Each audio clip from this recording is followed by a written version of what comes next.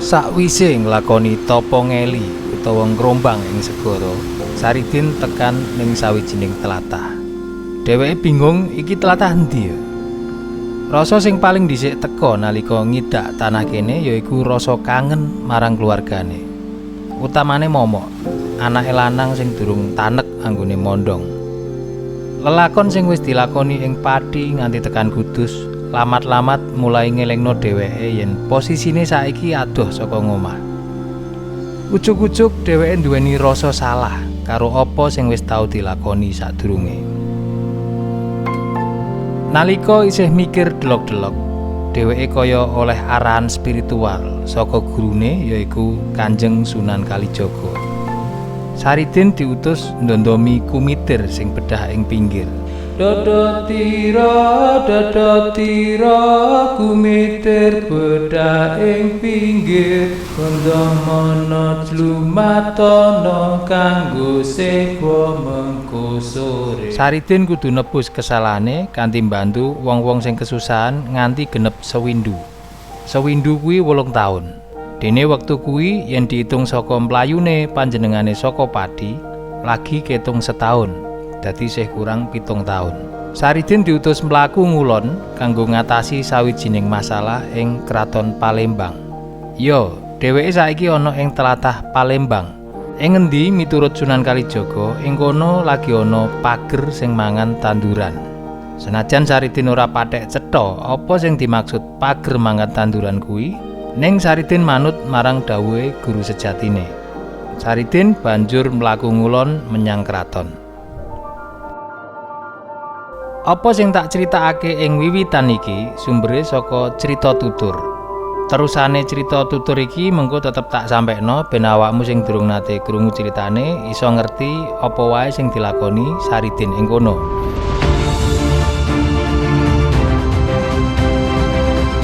Sabanjure aku arep ngejak awakmu kanggo bareng-bareng medhar kanthi bukti sejarah. Apa bener Saridin tekan kono? Banjur ing jaman apa latar belakang cerita iki lan piye carane Saridin ngatasi bebedan basa lan budaya antarane Jawa lan Palembang? Kanggo menehi tayangan sing berkualitas, ing video iki aku njaluk tulung karo wong Palembang asli. Ya kuwi YouTuber kondang asli Palembang sing asmane Hidayatul Fikri. Mas Hidayatul Fikri iki duwe channel YouTube sing nganggo basa Palembang jenenge Mang Dayat. Mula monggo padha di-subscribe channel Mang Dayat ben tambah maju lan iso maringi manfaat sing luwih akeh marang liyan. Ing crita tutur lan ketoprak, kisah Saridin ing Palembang iki kesuwur kanthi judul Geger Palembang. Palembang. Palembang kuwi kutha sing mlebu ing wilayah Sumatera Selatan. Asal-usul jenenge saka istilah Melayu lan Jawa. Yen dijupuk saka istilah Melayu, asale saka tembung lembeng sing artine tanah ledok sing akeh diisi banyu rawa. Yen dijupuk saka basa Jawa, asale saka tembung limbang, yaiku sawijining aktivitas misah logam utawa mas-masan nganggo banyu utawa dilimbang. Ing wiwitan mau ana sawijining pitakonan sing kudu kejawab dhisik, yaiku piye carane Saridin iso komunikasi karo wong-wong ing kono? Yen awake dhewe ngacu karo basa Palembang sing saiki, logat lan kosakata sing dienggo pancen beda karo basane wong Jawa. Basa Palembang sing akeh dienggo saiki akeh dipengaruhi logat lan basa Melayu. Ning aja salah, saka tembung sing akeh dienggo nganti saiki, ketoke jaman biyen wong kene uga akeh sing nganggo basa Jawa. Buktine nganti saiki akeh tembung sing padha plek karo basa Jawa. Contone banyu, angin, anyar, kembang, cacing, daging, ati, ijo, etung, iwak, jahit, sikil, garing, langit, laut, lanang, limo, dengkul, mangan, abang, wong, ula lan sapanunggalane. Basa Palembang uga duwe basa ngoko sing diarani basa sari-sari utawa bahasa sehari-hari, lan basa krama inggil sing diarani bebaso.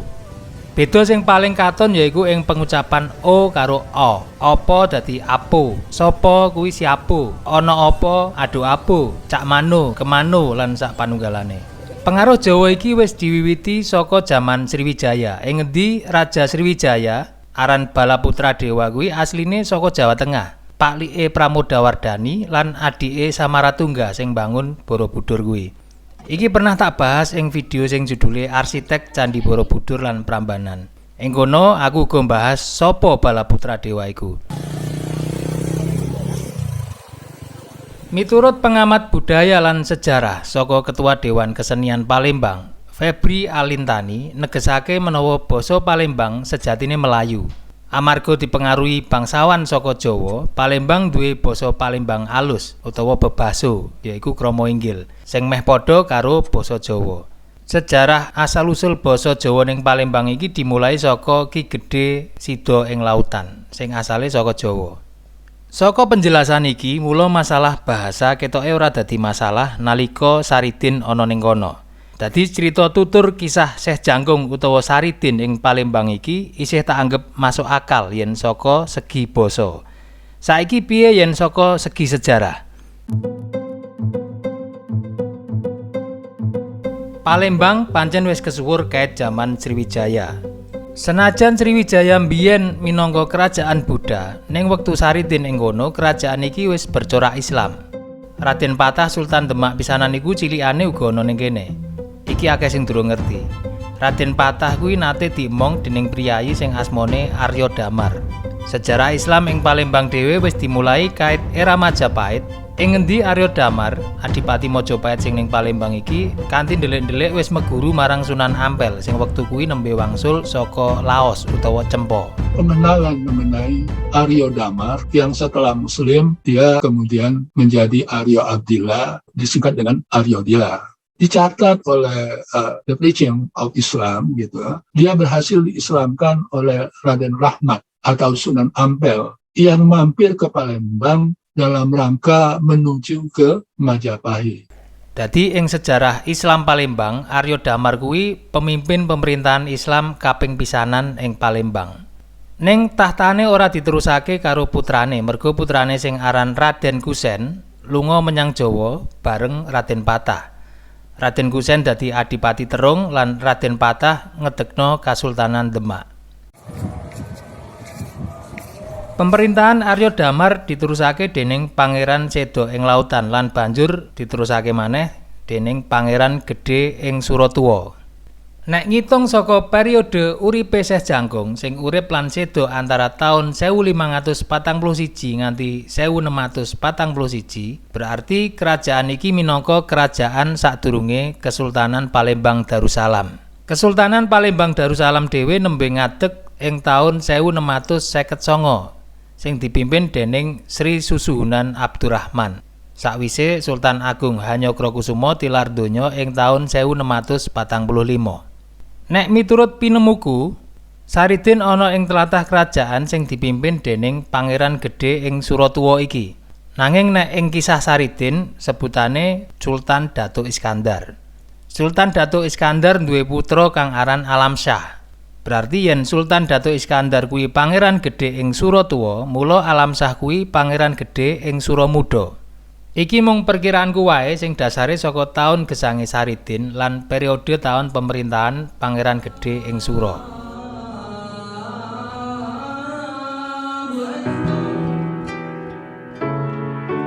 Mula ben ora kleru anggonku crita, ing kisah iki aku tetep nyebut kanthi Sultan Datuk Iskandar wae, tak padakno karo crita tutur. Kuwi sekilas sejarah Islam ing Palembang. Saiki balik ning kisah Saridin. Palembang itu sejarah. Nggih. Palembang sekonologi putrane Sultan Palembang sing dihukum kalih pamane niku. Nggih. Alamsyah niki. Alamsyah niku sing nulungi piyambake ngantos dadi mantune Patih Palembang. Nggih. Niku. Ing crita rakyat iki, Datuk Sultan Iskandar diriwayatno duwe permaisuri sing jenenge Malang Rani. Malang Rani kuwi garwa sambungan amarga permaisuri nomor pisanan yaiku ibuke Alamsyah wis tilar donya. Amarga wis tuwa, Sultan Datuk Iskandar duwe rencana lengser ke Prabon lan arep marisno tahta marang putra mahkota yaiku Pangeran Alamsyah. Nanging sayange Pangeran Alamsyah isih durung diwasa, usiane isih remaja. Nalika semono, Sultan Datuk Iskandar uga duwe adi sing aran Pangeran Sanggar Singgih. Sanggar Singgih sakjane uga duwe kesempatan kanggo dadi raja. Dheweke jane ya karep, ning merga Datuk Iskandar duwe putra lanang, mula kesempatan kuwi pupus. Kanggo nglaksanakake kekarepan Datuk Iskandar sing pengin ndang lengser ke Prabon, banjur dianakake rapat sing uga dirawuhi Patih Sutan Syahri lan Malang Rani. Awale kabeh wis meh setuju yen Alamsyah dadi raja ngganteni bapake. Ning ing tengah rapat sadurunge tidok, ujug-ujug Malang Rani menehi usul supaya pemindahan tahta ditunda nganti Alamsyah wis cukup diwasa. Amarga Alamsyah saiki isih kenomen, durung genep 18 taun. Kuwatire mengko mundhak kurang wicaksana anggone mimpin. Mula solusine Pangeran Alamsyah kudu sekolah luwih dhisik. Nek jaman saiki ya ning Visipol, kanggo percepatan sinau ilmu pemerintahan ing njaba kerajaan.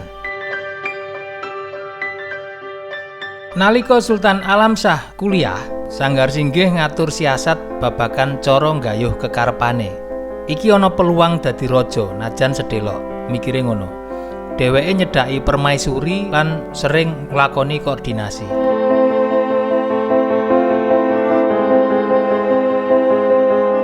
Tresno jalaran saka kulino. Jebul Malang Rani lan Sanggar Singgih duweni ati. Malang Rani ndeleng dedeke Sanggar Singgih iki meh padha karo bojone ning isih seger. Semono uga Sanggar Singgih ndeleng Malang Rani iki isih kenceng, cocok yen dadi sisihane dheweke mengko. Akhire rencana sing wis kasusun diterapake. Palembang digawe kisruh kanthi ontran-ontran sing dirancang dening Sanggar Singgih.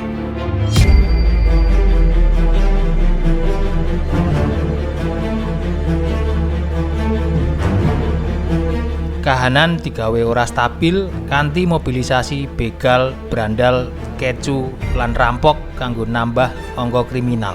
Kondisi kasebut nganti ngancam keamanan Pangeran Alamsyah. Nanging alhamdulillah dheweke iso slamet saka kerusuhan iki. Akhire kondisi rada mendho sautara ning ora suwe. Let sedelok Palembang digawe geger gedhen maneh. Sultan Datuk Iskandar ditemokake seda ing kraton.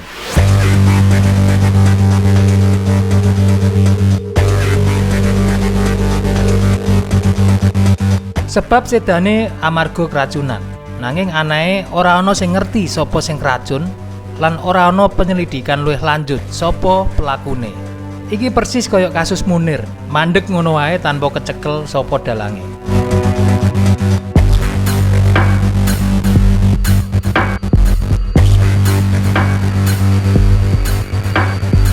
Amarga Sultan Datuk Iskandar seda, mula pemerintahan dadi vakum. Kanggo ngisi kekosongan pemerintahan, Sanggar Singgih diangkat dadi pejabat sementara, makili Alamsyah sing dianggep durung diwasa.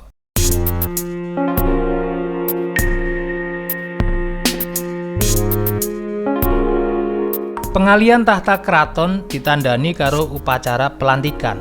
Nglajengake adat istiadat lawas, upacara pelantikan biasane diisi karo pagelaran seni. Pangeran Alamsyah ditunjuk dadi ketua panitia kanggo nggolek pemain. Amarga dheweke durung duwe pengalaman akeh, mula Pangeran Alamsyah njaluk tulung marang patih sing dianggep wong tuane dhewe kanggo nulungi dheweke, yaiku Patih Sutan Syahri. Ing acara peresmian kuwi ana pagelaran arupa seni sing jarene asale saka tanah Jawa, yaiku sendratari joget topeng janur.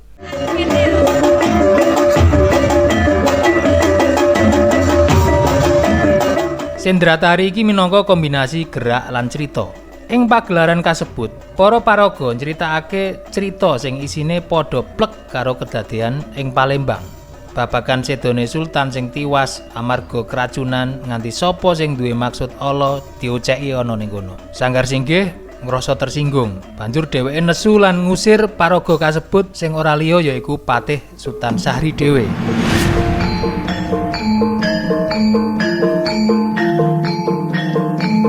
Alamsyah protes, Lho, yen paman ora nglakoni kuwi mau kabeh, lah kenapa kok jenengan duka, paman? Yo, tak akoni. Aku sing ngongkon malang rani kanggo ngracun bapakmu. Saiki kuwi arep lapo?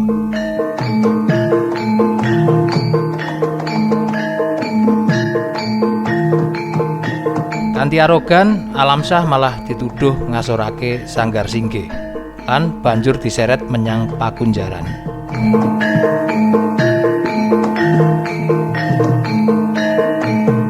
Sakwise ditundung, Sutan Syahri delok-delok ana ing ngarep pager kraton. Dheweke lagi bingung lan durung oleh solusi kanggo masalah iki. Pikirane bumpet. Nalika lagi mikir kuwi, dumadakan dheweke kepethuk wong sing nganggo klambi ireng suwek-suwek. Sing ora liya yaiku Saridin. Sutan Syahri takon marang Saridin, "Sampeyan iki sapa? Kenapa sampeyan kok ana ning kene?" Saridin mangsuli, "Aku iki ya Patih Palembang sing saiki wis nganggur." Sutan Syahri kaget banget. Amarga sing diceritakake Saridin iku ya kahanane saiki. Kepiye dheweke kok iso ngerti? Mestine iki dudu wong sing ora baen-baen. Mikire Sutan Syahri. Sutan Syahri banjur cerita marang Saridin apa anane yen apa sing diomongno kuwi bener kabeh. Sakwise kuwi Saridin uga ngerti yen maksude Sunan Kalijaga babagan pager mangan tanduran kuwi kedadian ing ngarepe. Mula dheweke saguh nulungi. Kalorone banjur lunga ing pakunjaran kanggo mbebasake Pangeran Alamsyah.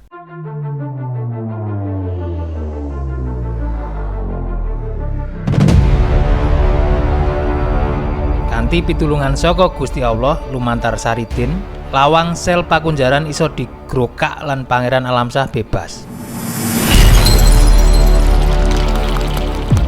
Wong telu banjur mlayu menyang pendopo kraton kanggo nindakake upaya diplomasi karo Pangeran Sanggar Singgih sing saiki dadi PJS kraton.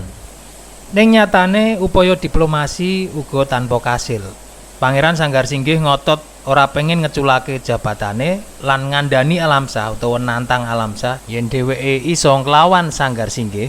Mula Sanggar Singgih gelem lengser. Utawa nek kowe rawani, kowe oleh ngirim wong liya sing iso ngalahke aku. Ucape ngono. Alamsyah banjur njaluk tulung marang Saridin. Saridin ora masalah, pancen iki wis dadi tugase. Saridin sepisan maneh takon kanthi apik marang Sanggar Singgih. Tinimbang gelut, kepiye yen babakan iki diganti wae dadi adu kekuatan kanthi ngangkat klopo sing digawa Saridin. Sing kuat ngangkat menang. Sanggar Singgih wegah lan malah nyepelekno niat apike Saridin. "Oh, ya wis, yen ora gelem tulung tampanono klopo iki."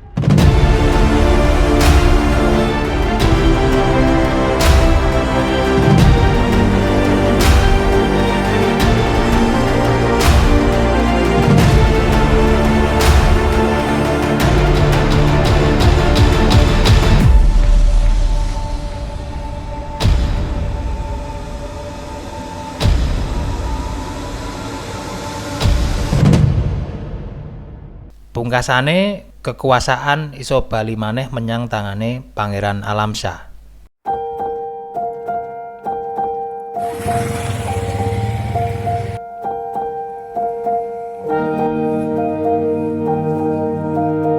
Sakwise kondisine stabil, Saridin dijaluk tetep ana ing kono. Patih Sutan Syahri pengen hubungane karo Saridin ora mung hubungan politik tok, ning nek iso dadi hubungan keluarga. Patih nembung supaya Saridin gelem dadi mantune. Dheweke duwe anak wadon sing ayu jenenge Rohayati. Saridin kanthi jujur ujar menawa dheweke iki wis duwe garwa lan anak ing Pati.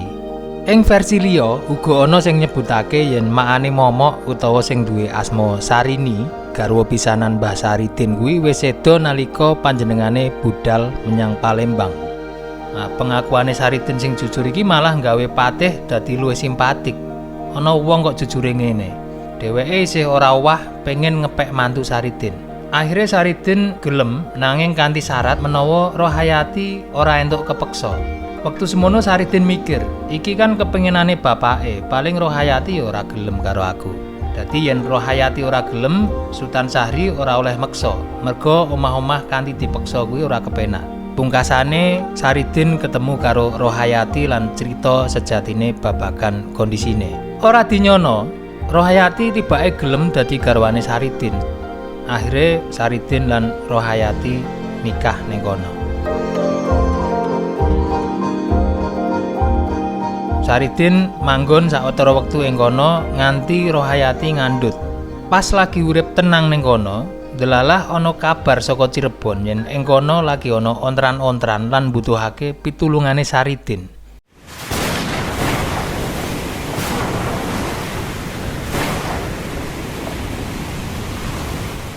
Mergo isih durung genep sewindu anggone Saridin laku, Saridin ora oleh lena suwe-suwe ana ing Palembang. Saridin kudu nerusake laku ngenepi lelakone nulungi wong-wong sing kesusahan. Saridin kepeksa pamit lunga karo Rohayati lan menehi piweling yen anake mengko lair lanang tulung dijenakno Hasan Dusari. Ana uga sing nyebut tulung dijenakno Momok Hasan Aji. Lan yen lair bocah wadon terserah karo Rohayati. Ing crita liyane dikandhakake menawa Rohayati mengko bakal dipapak maneh dening Saridin lan dijak manggon ing Pati bareng karo keluarga liyane. Ning saka penelusuranku, aku ora nemu makam garwane Saridin sing saka Palembang iki ning Pati. Dadi kemungkinan Rohayati seda ing Palembang. Nuwun sewu, makamipun Retno Jinoli niku teng pundi? Niku sandinge wong linggih loro niku lanang wedok niku. Pundi, Pak? Sandinge wong linggih lanang loro. Cungkup niku. Nek Mas Saridin lewat mriki nggih. Nggih, nek niki wae piyambak. Nah sing nika Mbah Retno Jinoli kalih Pandanarum. Pandanarum nggih. Niku Sultan putrane Sultan Cirebon. Oh, nggih. Lah nek sing istri pertama Mbah sing makne momok niku. Istri pertama niku Sarini niku. Nggih. Mboten pati paham. Mboten teng mriki malah nggih, mboten jelas. Mboten pati paham. Sing Nek Pandanarum niku sing Cirebon nggih. Cirebon. Nek sing istri Palembang. Palembang Teng Palembang. Iya, Nggih. Cerita tutur Saridin ing Palembang iki jano wis cuthel nganti tekan kene. Ning sakliyane kuwi uga ana cerita tutur liyane sing duweni latar belakang kisah Saridin ing Palembang liyane. Yaiku cerita Syekh Jangkung ning Palembang sing ana kaitane karo sejarah penaklukan Palembang dening Mataram ing taun 1636. Mula secara ilmiah tekone Syekh Jangkung nganti tekan Palembang iki uga iso faktor politik saka Sultan Agung Mataram sing mulai kuwatir marang keberadaan VOC ning Palembang. Wektu kuwi VOC wis mulai mlipir lan nyedhaki Palembang. Sing kecathet ing sejarah yaiku Mataram nate ngirim armadane menyang Palembang sing dipimpin dening Ki Ageng Gribik kanggo mendung pengaruh VOC ning Palembang. Lan wis takdire Saridin utawa Syekh Jangkung uga tekan tanah iki. Ning ora arep ngajak perang, wong ancene dhewean tanpa bala.